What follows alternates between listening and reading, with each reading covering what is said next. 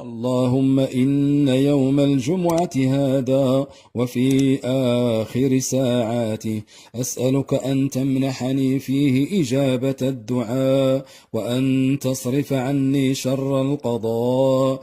إلهي يا رب العالمين، اغفر لي ما قدمت وما أخرت، وما أسررت وما أعلنت، وما أنت أعلم به مني.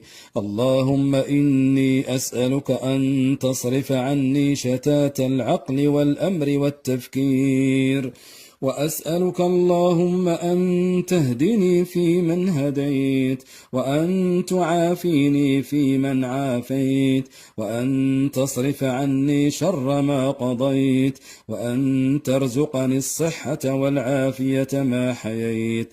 اللهم اقض حاجتي وتولى أمري يا رب العالمين.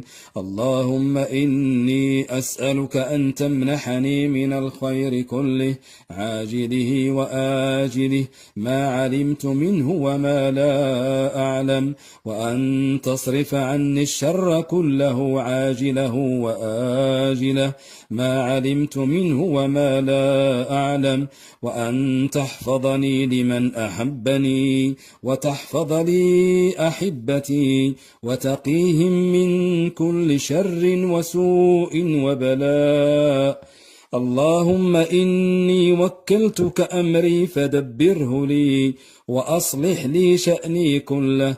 اللهم يا مالك خزائن السماوات والأرض، ارزقني من حيث لا أحتسب يا رب العالمين.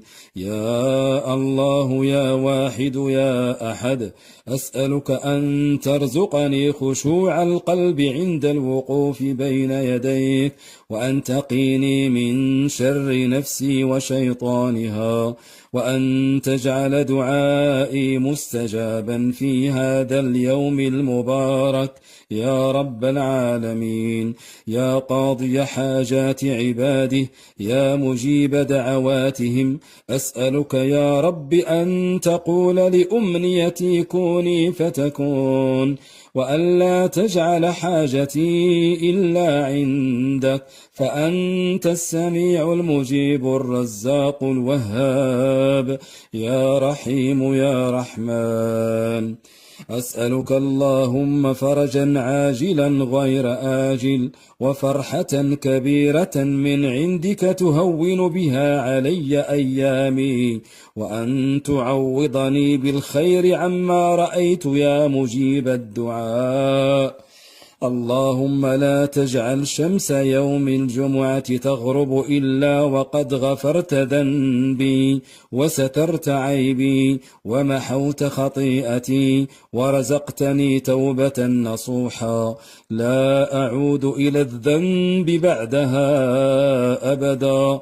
اللهم ارحمني فأنت خير راحم، ولا تعذبني فأنت علي قادر.